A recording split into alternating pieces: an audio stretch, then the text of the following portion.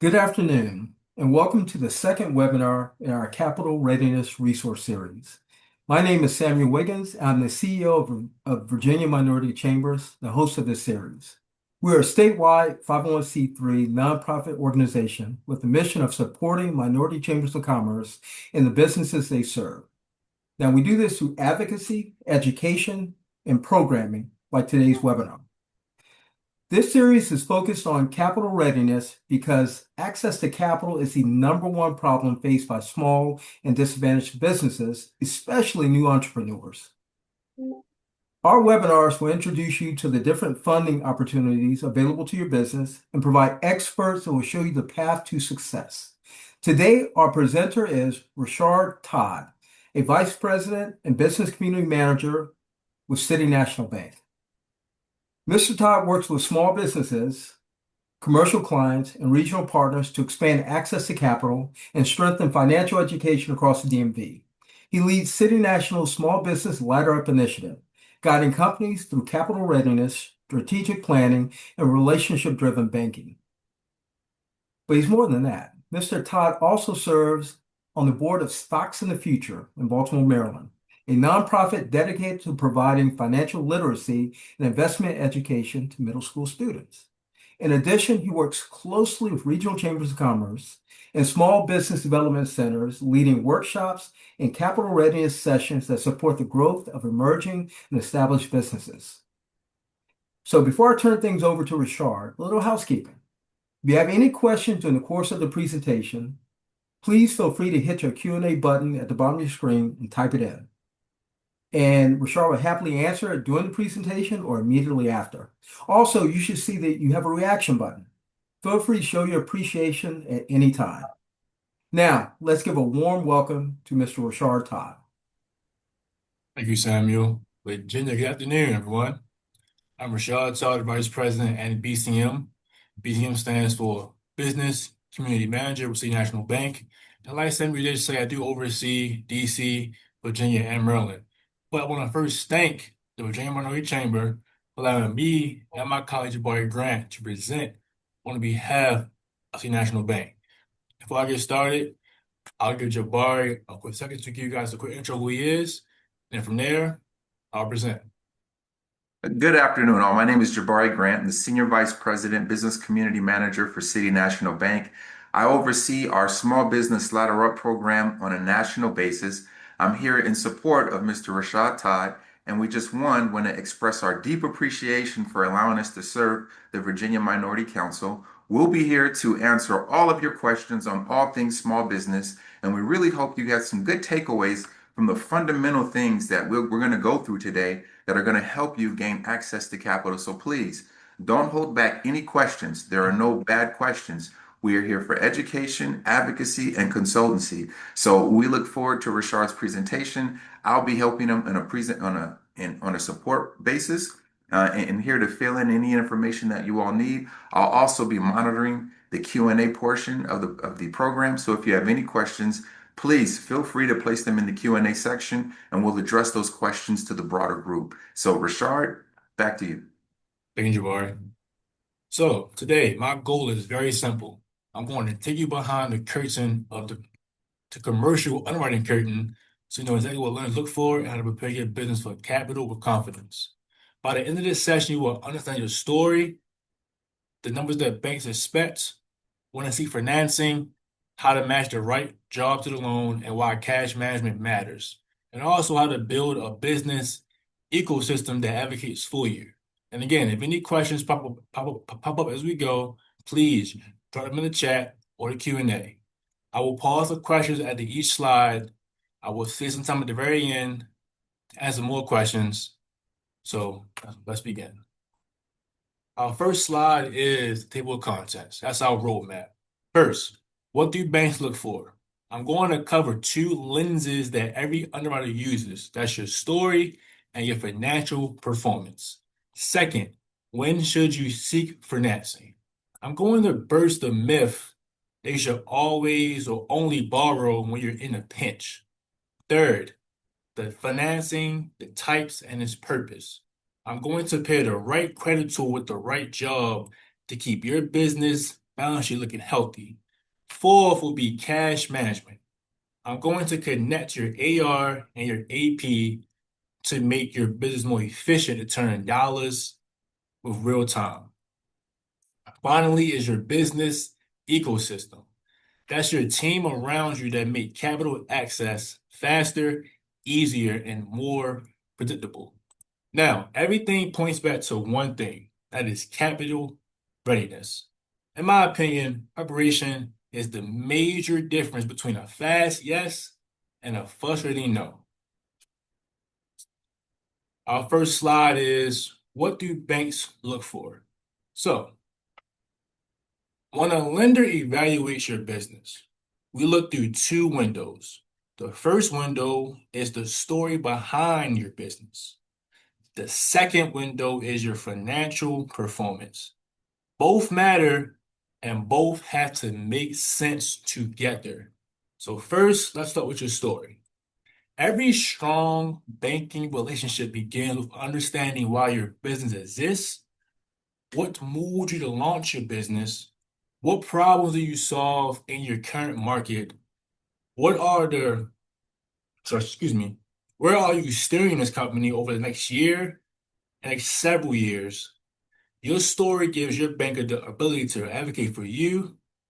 And for example, when I champion to your underwriting, I have to be able to understand your entire business and personal background.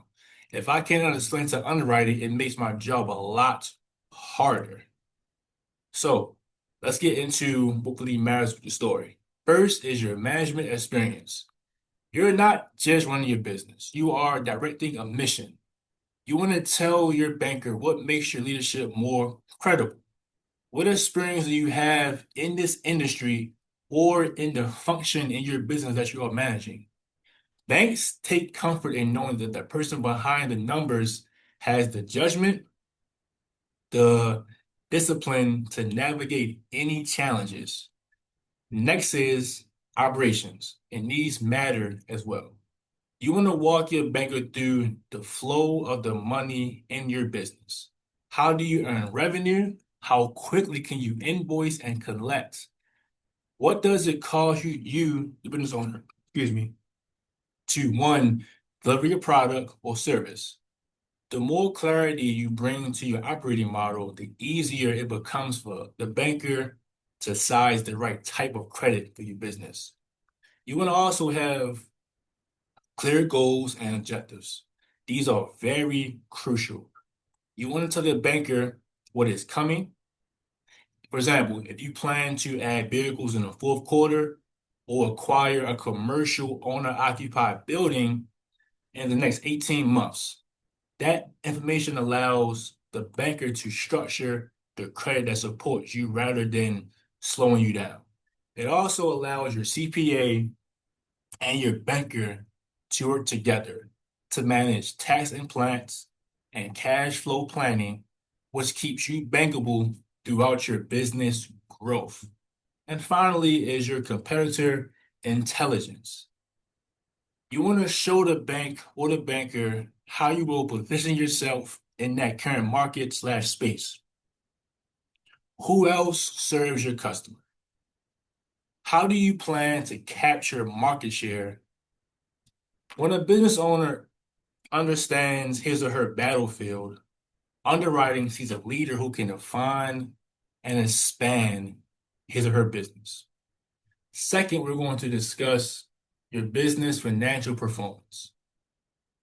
Now, every bank still anchors decisions on the 5 C's of credit. The first C is character. And character focuses on your personal financial history and your personal payment behavior. Even if the loan is in your business name, most institutions require,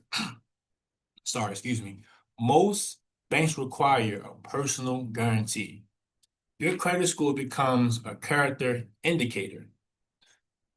Some common mistakes I see are, late payments, mixing personal and business expenses, missing tax filing. So to fix this is pretty simple.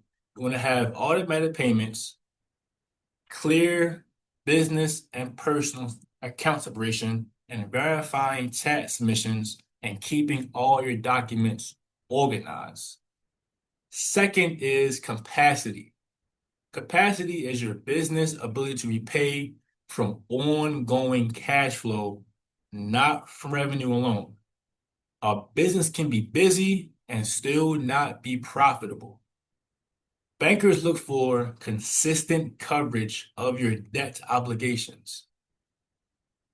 Some mistakes include relying on one good year, counting them big time wins as if they are reoccurring and ignoring your business seasonality if it has one. To fix that, you want to show at least 1 or 2 years of your end of year fiscal balance sheet and P&L and explain if you have any business seasonality. For example, you can use a line of credit to strategically bridge those timing gaps. Third is collateral. That's the money you have invested in your own company. So mistakes would be, seeking 100% financing with no reserves, cap reserves on hand. A stronger picture shows real owner investment and 2 to 3 months of at least 2 to 3 months of fixed expenses available in cash secured deposit accounts. Next is collateral. That is the asset securing the loan. And lastly is conditions. Conditions relate to your industry, any economic trends, if you guys have any customer concentration, and most importantly, a golden nugget, the appetite of the bank for your industry. A lot of customers make a mistake by having a dominant customer with no plan of diversity. To fix that, have some customer diversification, build a stronger pipeline, and by doing that, you will show that you can protect your business if one customer or two customers pull back. Now, here is one important insight.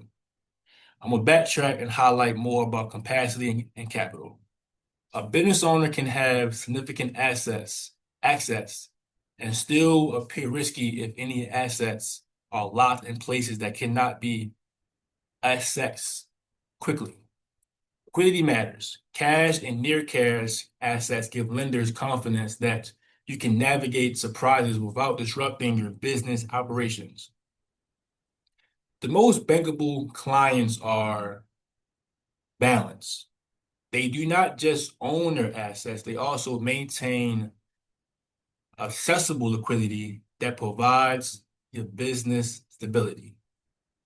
Now, here's also a reality check, or I'll call it another golden nugget.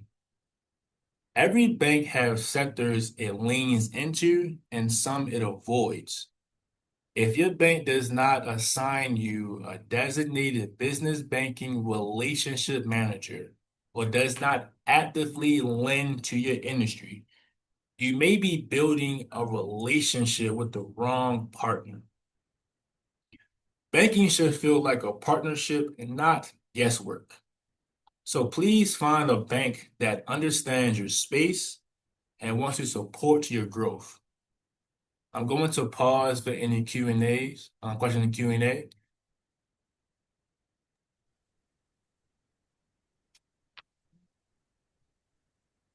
All right. Well, they wanted to know if will slides and transcripts be available post webinar. And so, yeah, we can allow the slides to be available to the Virginia Minority Council, and they can distribute it accordingly. But before we move forward, just wanted to summarize some of the concepts that Rashard was able to share with us. All of this is done under the context of having that small business ecosystem. And within that ecosystem, two very major important components are going to be very important for your success in acquiring capital. One is the business bank relationship manager. That's really who you want to clearly be able to articulate your story to, really tell them the why about what you do. Really be able to clearly explain your management operations, how you go from your service or your product to revenue. So that way you can put together a strategic plan that will give you the right credit facilities to allow help grow your business. That business bank relationship manager should feel just that, a relationship. It shouldn't just be about business. You want to make sure that that relationship manager, one, is not just a banker, but really an advocate. You want them to be like your attorney, someone you can go to and tell the good, the bad, and the ugly, and they can put together a structure for you that helps your business grow and help you mitigate the challenges that you face in accessing capital. And one of the important things that you want to look for when establishing a relationship with a bank, like Rashard brought out, you want to make sure this bank has an appetite for what you do. One of the common errors that we see in the small business world is new businesses tend to establish their business relationship where they have their personal relationships. For example, we see credit unions all the time where you may have banked there for 20 years. Your parents and grandparents may have banked at that credit union, and they may have done a wonderful job for you on a consumer basis. However, you need to make sure that that credit union or any financial institution has a credit appetite for what you do as a business. And these are detailed questions you want to ask that business bank relationship manager when you're establishing your business bank account. Because all financial institutions will take your deposits, but you also want to make sure that when you're in a position to be lended to or you need to leverage bank money to grow your business, that bank has an appetite for what you do as a business. So again, making sure that wherever you bank, no matter how small you are, no matter how new your business is, never think that your business is too small or not important enough to warrant a business bank relationship manager. And if the bank where you bank does not offer that to you because either you haven't reached a certain revenue threshold, our recommendation to you is find a bank who will, because building that relationship is going to be critical in allowing you to access capital in the future. Thank you, Jabari. Absolutely. Now I'm going to move on to the slide that says, when should you seek financing?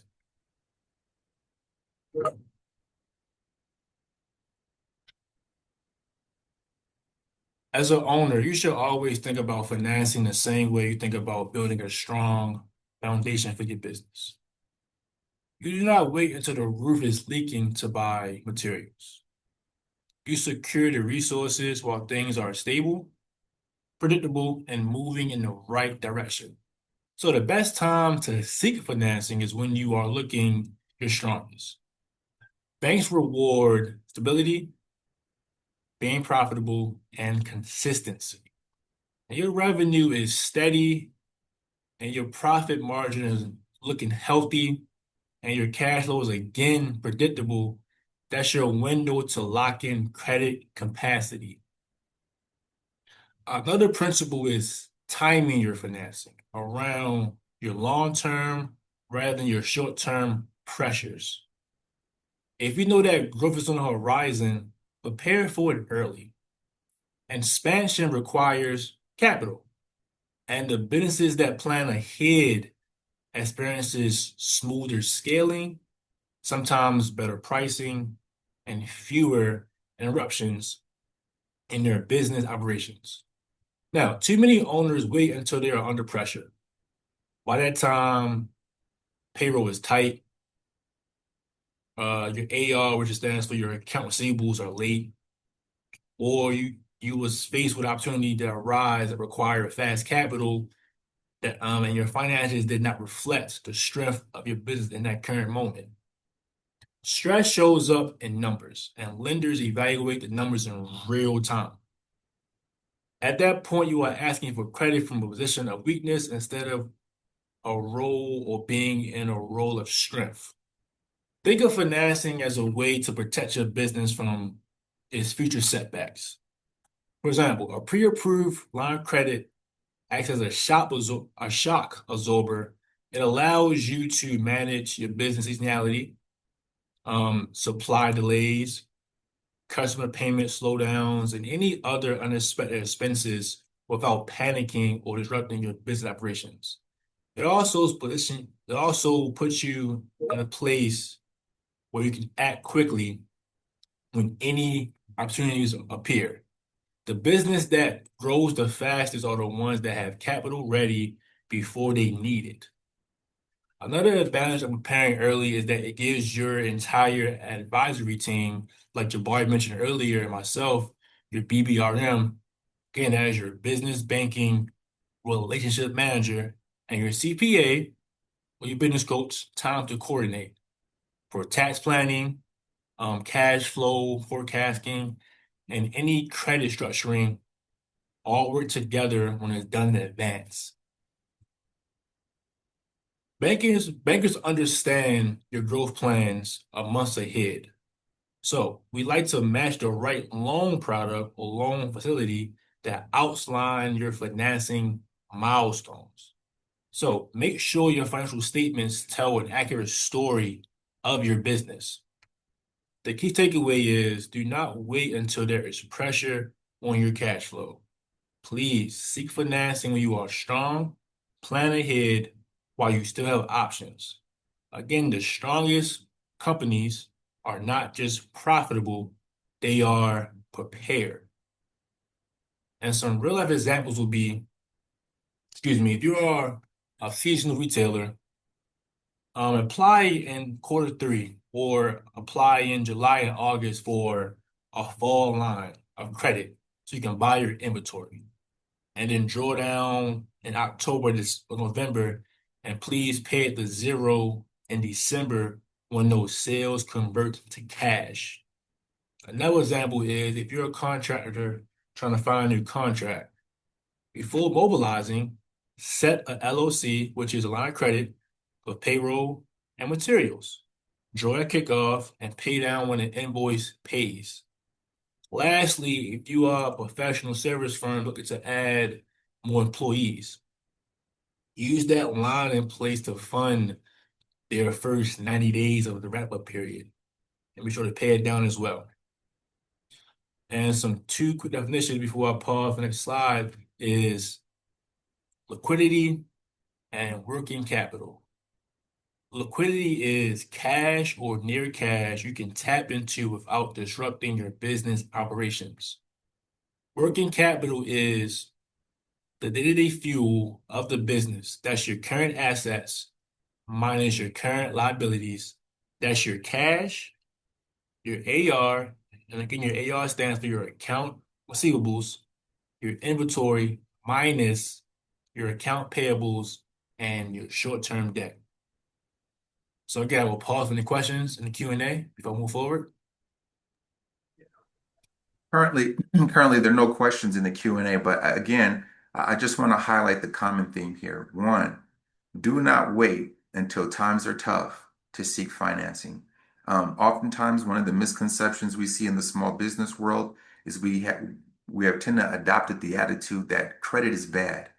Credit is not bad when used strategically. So the key is going back to the theme of that business bank relationship manager and also having clear plans and objectives.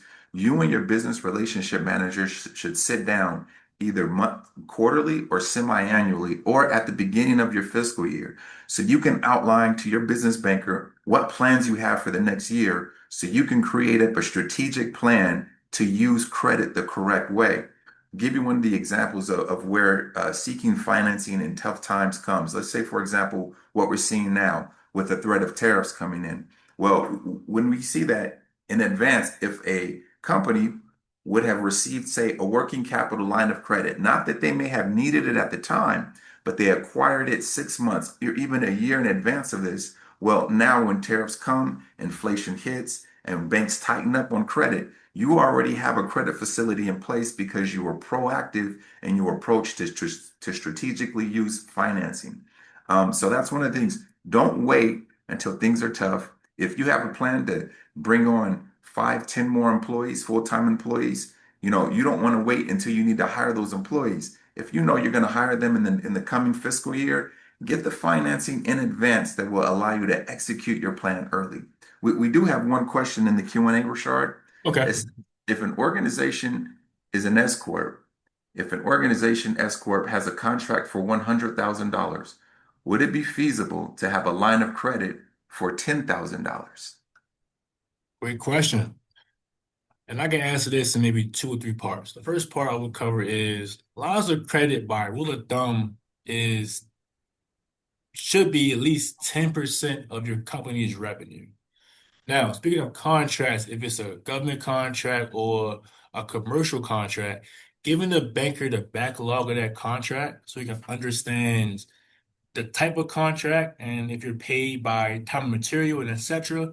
and the contract value, if you're subprime or prime on a contract, having that detailed backlog will give the bank what it needs to evaluate your requests.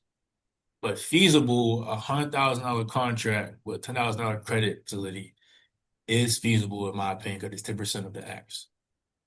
Yeah, and there's another part to this also. You want to, again, this goes back to being able to clearly articulate your operations and your payment cycle, right? So if you say, hey, we got a $100,000 contract, this is how we're going to invoice. We're going to invoice monthly. We're going to invoice quarterly. We're going to invoice semi-annually, and we're going to give them 30, 60, or 90-day terms. So that way the banker can, you and the banker together can measure how much initial cash outlay will your company have, how long will it take for them to receive payment?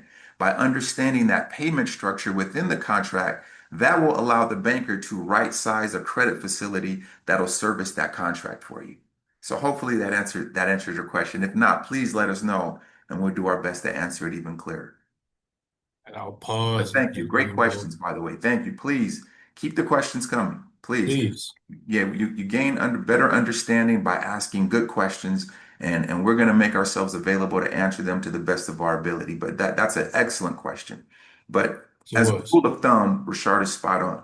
You want your line of credit or your available credit facility to be roughly about 10%. Typically, in my opinion, I like 20% as long as there is a management guidelines on how you are going to use that credit facility so that you don't overextend yourself, because we want to be careful of that also. Oftentimes, companies can have too much capital and misuse the leverage, and we don't want to do that either. But being able to use that strategically is going to be important to show that you're a responsible borrower. When you show good prudence and being a good steward of your credit facility, banks and underwriters are going to be more apt to give you larger lines of credit as you continue to get more contracts. Yes. Thank you, Barry. I Absolutely. will move forward to the next slide. Oh, Next hold slide. on. You got one more question, Rashard. Okay, perfect.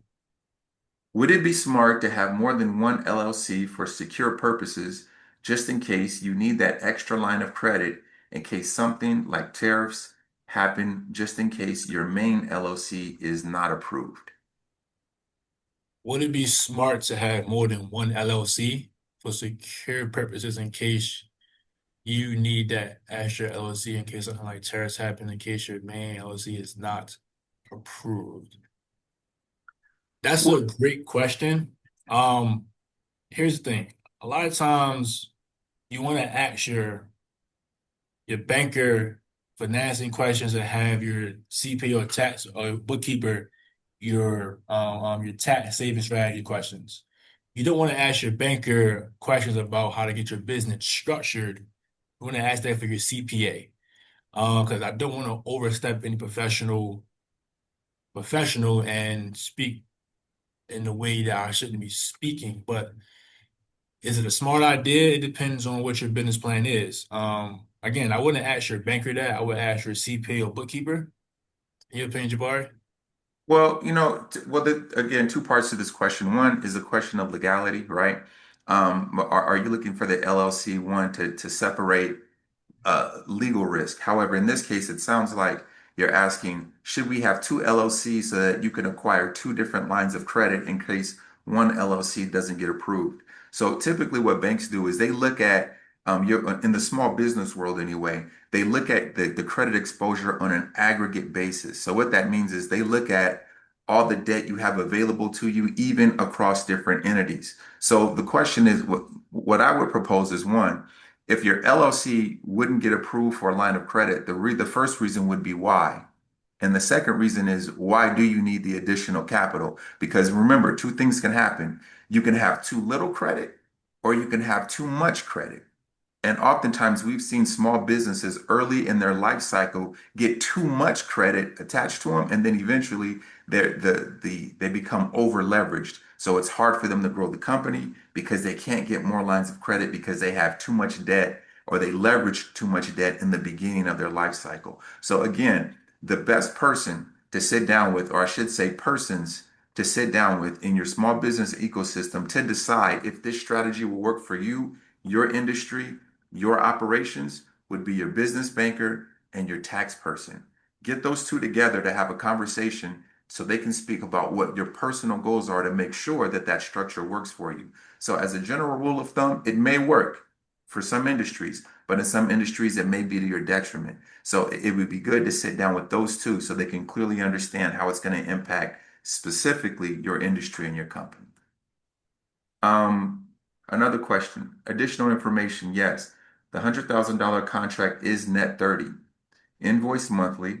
There are upfront monies that will have to be spent prior to the start of the contract. So with that, I would recommend maybe a 20%. So I would recommend maybe a $20,000 to $25,000 line of credit. So that way you keep more than a 60-day advance. I would also consider what's called a commercial card in addition to that line of credit. So what a commercial card will allow you to do, it'll allow you to put operational expenses on a card that gives you a 60-day grace period with no interest. So that way it covers not only your initial outlay, but also your 30 net. So that when you are receiving payment, you're not paying interest payments and you're not having to use company capital. You're not having to extend yourself, which will allow you to use that business liquidity to take on another contract. So I hope that helps you. Thank you, Jabari. Absolutely. Nice. Okay, the next slide is going to be financing and different types and different purpose. Before I start, I'm going to give you everyone at least 3 definitions. That's a term loan, line of credit, and also your DSCR. Now, for a term loan, that's a fixed loan paid back over time where each payment reduces both principal and pays the interest. So, at the end of that term, the debt is completely gone. A line of credit or LOC is a revolving line you draw and repay. Many LOCs are interest only while you are using them, so the principal does not automatically go down with each payment. Now, DSCR is your business DTI, but it stands for debt service coverage ratio. That's your business ability to make loan payments. Every bank uses this formula. That's your cash available for debt service divided by the total annual debt payments. All that means is for every dollar of annual payments, how many dollars of cash flow do you produce? Many banks want to see a 1.25 times or better. Now, I'm going to discuss short-term financing and long-term financing. Short-term and long-term financing serve completely different purposes in a business. Understanding the difference not only helps you borrow the right product, it also shows underwriting that you are a disciplined operator who understands financial structure. So, short-term financing supports needs that turn back into cash within a 1-year cycle. These are everyday pressures of running a business like payroll, inventory, materials, and your monthly operational costs. And any timing gaps between when you pay out money and when your customers pay you back. The right tools that are needed in this short-term financing, like Jabari said earlier, is a commercial credit card and a line of credit. When used the right way, short-term financing acts like working capital oxygen for your business. It helps you manage timing, smooth out cash flow, and take on larger orders without straining your business operations. The key to using short-term financing is for short-term needs. When owners use a line of credit to finance long-lasting assets, such as vehicles, equipment, they drain your liquidity and weaken your financial picture. So your business ends up with a line that never resets and cannot support your daily operations. Underwriters and bankers will see this quickly when they review your financials, and that will signal a cash flow stress. Now, let's get into long-term financing. Long-term financing supports assets that stay on your balance sheet for a year on out. These are investments that build the backbone of your business or your company. This includes real estate. It can be owner occupied. It can be IRE. IRE stands for investment real estate. It can be machinery, vehicles, any strategic equipment that can expand, projects, any major technology upgrades. But long-term financing spreads the cost of those investments I just named over time, so your business can grow without suffocating its cash up front. The mistakes many owners make is mixing the two, short-term and long-term. So, for example, when a business finances a long-term asset with short-term debt, the payment cycle does not match the life of the asset. That mismatch creates a financial strain. When a financial structure matches the purpose of the asset, you will get healthier cash flow, also a cleaner financial statements, and far better underwriting outcomes. One main point that banks love to pay attention to is how you utilize your credit once you're approved for it. Banks love to see a responsible use of a line of credit that rises and falls with the season and resets during slower months. It signals financial discipline. When a bank sees a pattern of the line being maxed out, it tells that the business is currently under stress. Even if revenue is increasing, the business that remains bankable over the long term are the ones that use short-term credit for timing and long-term credit for strategy. It gives you a closer look into how banks lend based on what you use the products for. Now, I'm going to give you guys a golden nugget, but I'm going to pause for questions in the chat and Q&A if I move forward. Yeah, there's no questions. Okay. Now, I'm going to talk about two ratios. Now, these ratios are not really found in small business banking as much because they run off your balance sheet, but maybe like a middle market or commercial, or if it is in small business banking, the X amount might be over $1 million. Now, these two ratios are based on your business liquidity. Now, they may look simple, but they communicate powerful information about your financial discipline. First would be your current ratio, which is your current assets, divided by your current liabilities. And that answers a basic question. All that says is, or answers, can you cover short-term obligations with your short-term resources? A strong current ratio tells a banker that your business is not living hand to mouth. It suggests that you have managed your payables, your receivables, and your inventory in a balanced way. Second would be your quick ratio. That's an even stronger test. It removes inventory and focuses more on the liquid assets. That's your cash and your account receivables. And this ratio tells whether or not you could meet your obligations, even if you could not sell, anything today. It measures, I would say, raw liquidity of your business. Banks place heavy weight on this ratio because it reflects discipline. Inventory can be delayed, it can be damaged, or slow moving, but cash and your AR keeps your business alive. Now, both of these ratios help, bankers understand your business ability to to withstand pressure without immediately needing more credit.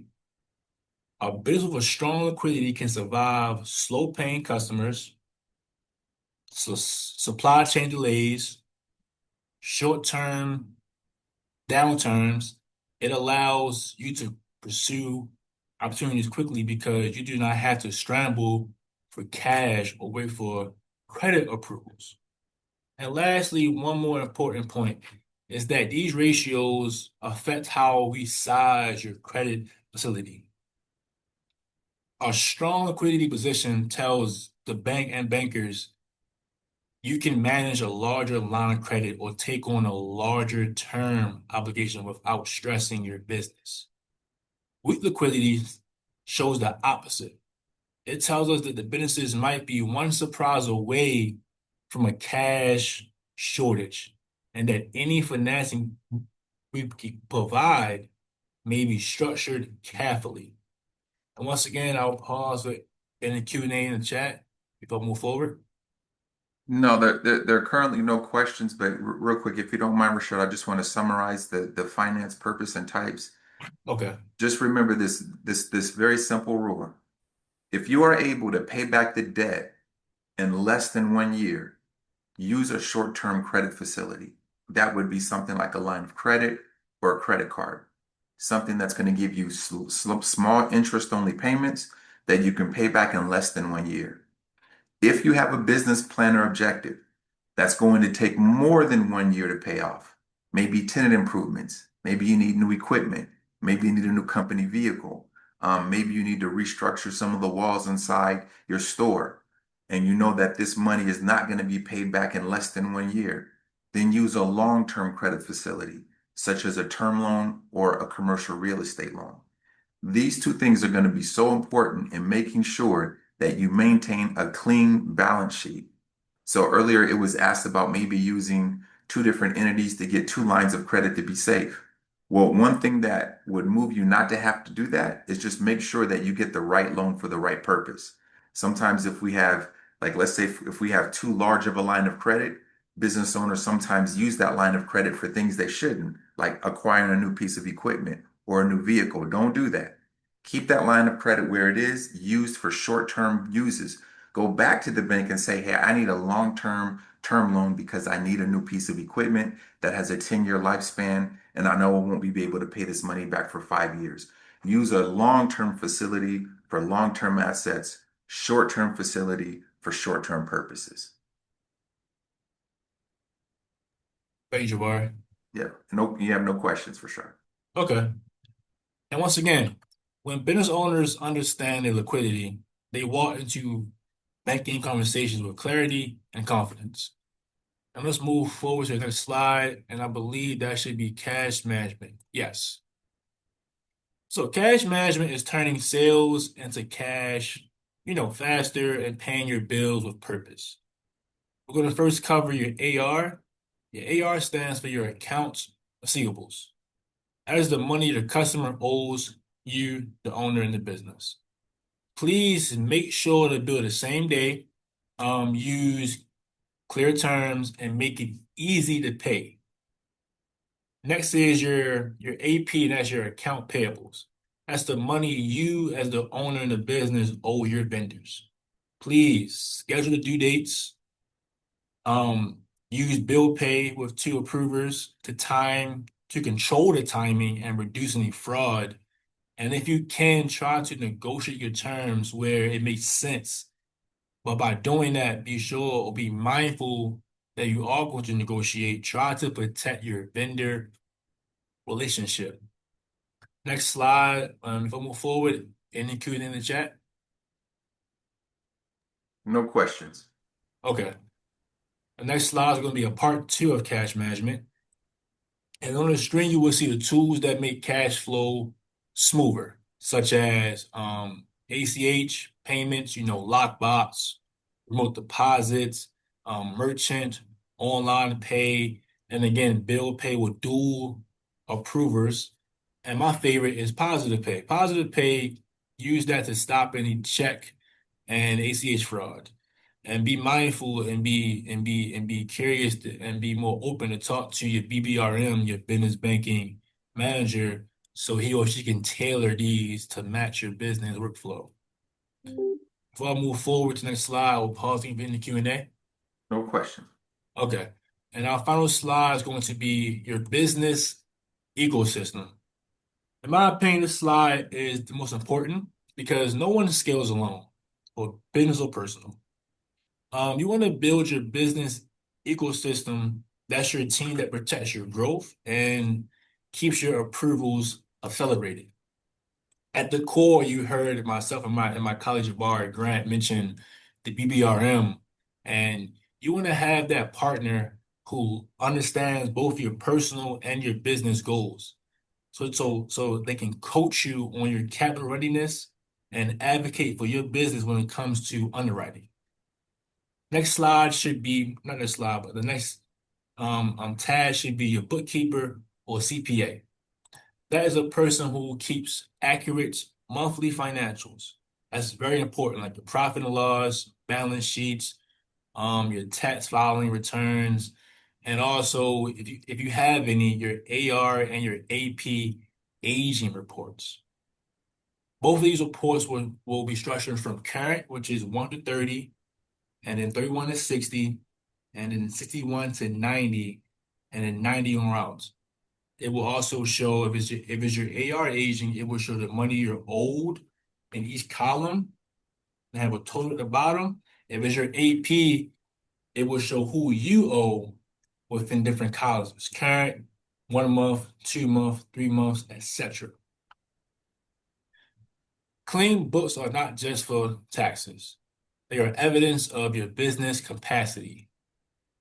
Next is having a business mentor, someone who can help you plan, price, and prioritize, like Mr. Samuel and Ms. Tanya over at the Virginia Minority Chamber. They can be your advisors or even somebody at your local SBDC or any chamber partners. You want to have someone that can be your advocate outside of the bank. I can also connect you to their network or resources if you need it. And one key thing that I'm gonna hop on again, I said earlier, please make sure your current banking institution provides you with a business banking relationship manager and have a credit appetite for your industry. If you're not given one, doesn't matter how small your account is. Every business account needs a BBRM. And if your bank does not give you one, please find a bank that will. Your ecosystem should make capital access easier and not harder. And any Q&A chat before I move forward? Yes, you have a question. What would you recommend for a one-person consulting firm starting fresh after COVID with an 18 to 24-month contract, B2B, guaranteed 32 to 40 hours weekly at $80 per hour? It's a great question. Recommend for one person consulting firm starting fresh after COVID. Two parts. Did your business pause after COVID or the operations continue? Because if it did continue, I can answer it better than if it paused. Yeah. Here's my recommendation. My first recommendation, one, is to sit down with your bank relationship manager, so that you can look at, again, you can ask those questions maybe we don't have the detail in. But if you have a B2B contract, you're doing 32 hours roughly, let's stay conservative, at $80 an hour, that's roughly about $10,000 per month in overall revenue. So the first question that I would have is, one, how much is your initial cash outlay? And the answer to that question Pause. was operations were paused, no on-site access. So it sounded like there was a small pause during COVID, and now they're resuming their operations, but they have a contract in place. So again, what I would recommend is, one, reach out to your relationship manager and see if they can provide you capital on a on a projected basis. So if you're going to project roughly on the conservative side, roughly about 10,000 annually or monthly in revenue, that's roughly just over $100,000 annually. Then you need maybe a $10,000 to $15,000 line of credit that would help you grow. And if you think it may expand, your revenues may expand beyond that, just outline that in your projection is also, but just be able to clearly articulate why you think that's sustainable outside of the contract or in addition to the contract. But I would recommend roughly probably a 25 to $30,000 working capital line of credit that would help you service that contract and still give you flexibility to take on an additional contract in the interim. Hopefully that answers your question. Thank you, Jabari. And right now, we're at the end of our PowerPoint, but to summarize, I want to say, please tell a clear story that's backed with clean financials. Seek capital early before you need it. Make sure that you have a discussion with your BBRM and your CPA so you can match the financing tools to the purpose so your balance sheet stays looking strong and healthy. Run disciplined cash management so you can speed collections and control your outflows. And lastly, build your business ecosystem. That's your bankers, your CPAs, your mentors, your advisors. So you're never walking into a loan request alone. Myself and Jabari are happy to connect one-on-one after the session to talk through any goals you may have to get your business financials reviewed, and we can sit down, have a nice needs assessment so we can coach you for a plan for readiness. You can And, also, here's my contact information, or you can get to us through Mr. Samuel and Ms. Tanya at the Virginia Minority Chamber. But again, thank you for the engagement today, and we're going to open up for Q&A. Yeah, thank you. And with that, I'd also like to add this. The name of our program is called the Small Business Ladder Up Program. And the value of this program is really around the education piece to small businesses. So I really want to highlight and express and underscore the importance of you please opening yourself up to receive the education and information absolutely free. You do not have to be a customer of our bank to benefit from the education, but our goal is it's not a sales pitch. And we're not here to steal you from your bank. It's simply to give small business owners the tools they need to access the capital that they need. So we want to make sure that no matter how small you are, no matter how new you are, no matter how large you are, our credit experience extends anywhere from 100,000 in revenue all the way up to 100 million in revenue, that we can help answer these questions and direct you on the right path. Even if you feel like you don't have your financials in order, that would be even more of a reason to come see us, so that we can continue to give you the consultation and information you need to put you on that path to get the capital that you need. So again, we're here to serve the community, and we're working in conjunction with the Virginia Minority Council, because we feel that small business owners, especially those in the minority sector, need an advocate right now, and they need a consultant, and they need somebody that they can show up to authentically and show their real situation and say, hey, this is what I have going on. What can I do to get better? And that's where we're here to help. Again, treat us like your attorney. Tell us everything so that we can put you on an educated path to empower you, so that when you go ask for capital, you can be intentional and you can be purposeful about what you look for. We want to put you in the control seat. So don't go to banks, asking what can be done. You go to banks and tell them what needs to be done. But in order to do that, you need the right information and you need the right advocates. So again, we're here to work in conjunction with the Virginia Minority Council, and we're here to help. So please ask all the questions you want to ask. And if you want to ask more detailed or questions that are specific to your business and you may not feel comfortable in this forum, please, by all means, we do one-on-one consultations at zero cost. And again, you do not have to be a customer of the bank to benefit from the program. But we want to express our sincerest thanks for having us out today. It truly is a pleasure of ours to be a service to the small business community.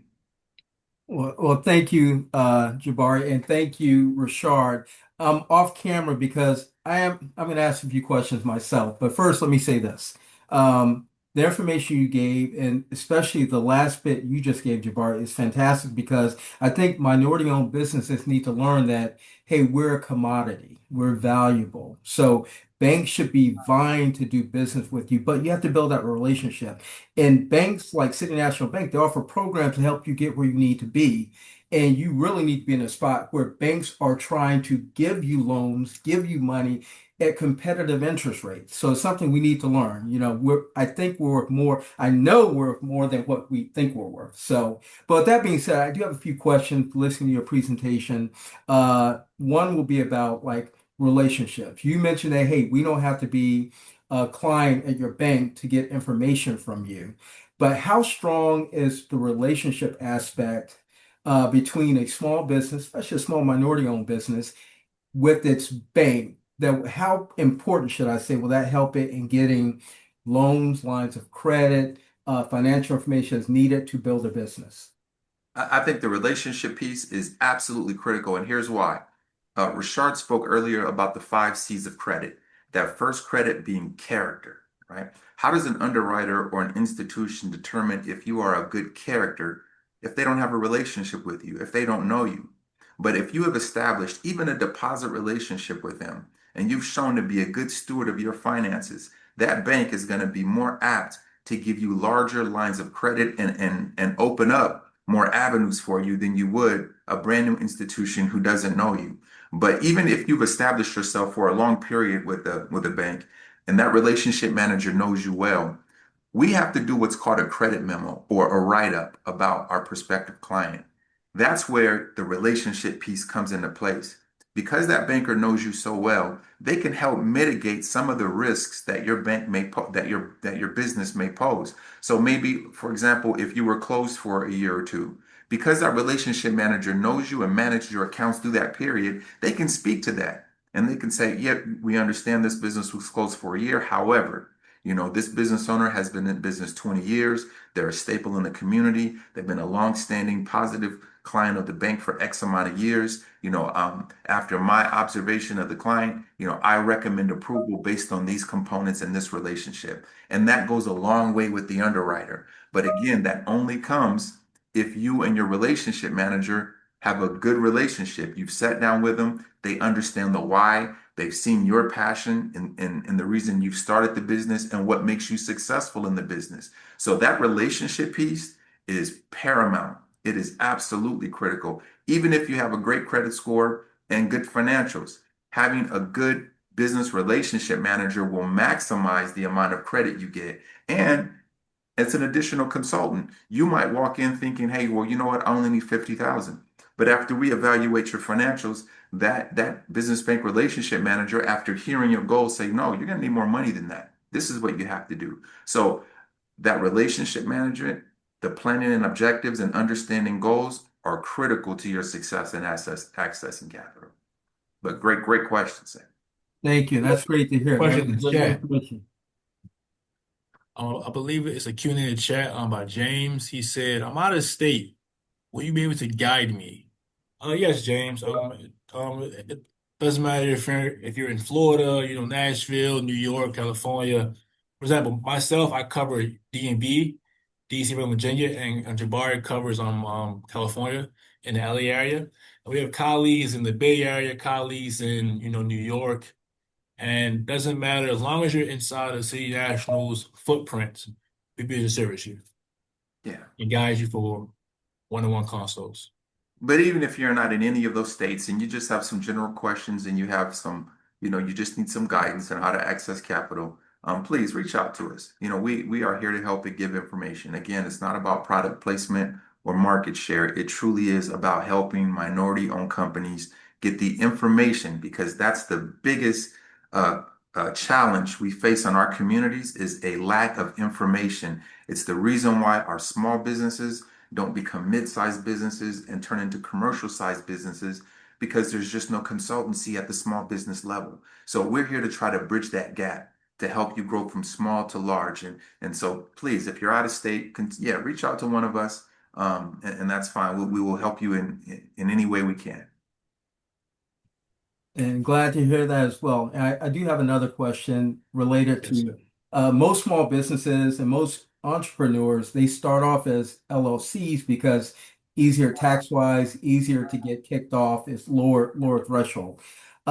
Is there any difference in having a relationship with the bank, getting these loans, lines of credit, etc., between being an LLC versus an a corporation, like an S corporation?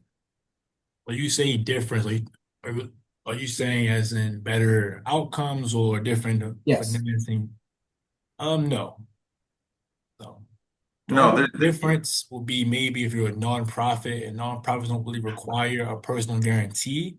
But if you're an LLC, S Corp, C Corp, or you tax like a S Corp, C Corp, still the same products and same outcome. All that matters is how you're taxed and what files you file for your business. Fantastic. Yeah. yeah, as long as you're a for-profit company, they're treated the same from an underwriting perspective. Nonprofit organizations are the only ones that are underwritten differently. And again, we have great experience with nonprofits. We can't necessarily lend to them under this program. This one is really for-profit companies, but at minimum, we can still give nonprofits the consultation they need because our nonprofits have a voice just like our for-profits. And again, Yeah. we're here to guide them and give them the information they need to win. It sounds like Virginia Minority Chamber is ready for $1 million line of credit. Sounds like you need to see a relationship manager. So the last question I have before we end the webinar is, what are the red flags that you see with the small business when you form that relationship and you're guiding them? What red flags do you see that you want, like the pitfalls that you want to help them avoid when you see them heading in that direction?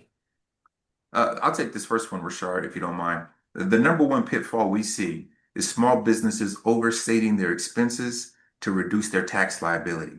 So let's just say they did $100,000 in revenue, but they write it down to, negative $10,000 because they want to avoid paying taxes. Here's what I always tell everyone that does this. You know what? Congratulations. You just saved $15,000 in taxes. But also what you did was prohibit yourself from getting a $100,000 business line of credit. Multiply that times your ROI on your product or service, and that's how much money you lost. We don't want to be penny wise and dollar foolish. Pay the taxes. Pay the taxes that puts you in the driver's seat so you can obtain bank money to grow your business. But don't throw away dollars for pennies. You want to make sure that you're in that business ecosystem that you have, that your bookkeeper or tax person and your banker speak to one another. In fact, that should be a joint meeting between you, your bookkeeper, and your banker so that you get the balance between tax strategy and bankability. But you don't want to throw away your ability to get a loan just because you wanted to save a couple dollars in taxes. That's the number one red flag that we see that prohibits small businesses from getting the capital they need. Well, that's great advice. I mean, I've been guilty of that in my We, young we all business have. years. I'll be We all honest. have. We all have. And you know what? I just want to say this. There's no shame in it because it's a common misstep that we see. No shame in it. But as we learn better, we do better. So again, when you have a consultant and an advocate, someone that takes you behind the underwriting curtain, that shows you what banks are really looking for, it allows you to make better business decisions about how to handle taxes and net income. So yeah, there's no shame in it, and I don't want anybody on this call to be ashamed about any mistakes that have been made because of a lack of information. It's not your fault. But now we are here to just peel the cover back, give better information, and provide a clear path so you learn how to get the capital you need and affordable capital. Another red flag, stay away from the MCA loans, the merchant card advances, these predatory loans, stay away from them. They will kill your cash flow. If you need 30, 20, $30,000 and someone is offering it to you, and they're saying, hey, you're going to pay us $1,500 a week, stay away. Because what's going to happen is, yeah, you'll get the money, you'll service the contract, but the high interest rate, high payment structure is going to kill your cash flow. What does that mean? 70% of the businesses that closed their doors in 2024 were profitable. I'll repeat that. They were profitable. Do you know why they closed their doors? It's because they lacked cash flow. The expensive debt that they took on choked out their available cash flow and they had to close their doors even though they had a profitable service or product. Stay away from those loans. If you find you've been victim of one of those loans, talk to a business bank relationship manager right away to see how either the bank themselves or one of our strategic partners can help refinance you out of those loans. But stay away from that debt. Even if you're in a desperate situation, sit down with a consultant to find a better solution. You got one more. Oh, somebody said they just had to drop off, but thank you to GE Ministries for the compliment. We appreciate the ovation. Well, this was fantastic. And that was a great answer to my last question. And thank you both for the valuable presentation you gave today. We really appreciate it. I'm sure you've seen lots of hearts and thumbs up, but unfortunately, our what's it called, Tanya? Our emotion button, our reaction button was offline for this webinar, but I could feel the love being generated in this room. So I will give you a round of applause for both Thank you. you and Thank you, Rashard for the sir. wonderful things you told us today. And thank you, audience, for being here. We really appreciate it. And just remember, there's a survey that should pop up at the end of this webinar and will be emailed to you. We'd love to hear back from you, see how we can do things better or what we did right. It would be fantastic. And be aware that our next webinar will happen in January 15th to be exact. And it will be titled The Fundamentals of Funding. And our presenter will be Mr. Daryl Apaya with Momentous Capital. So for now, take care and goodbye. Thank you. See everybody.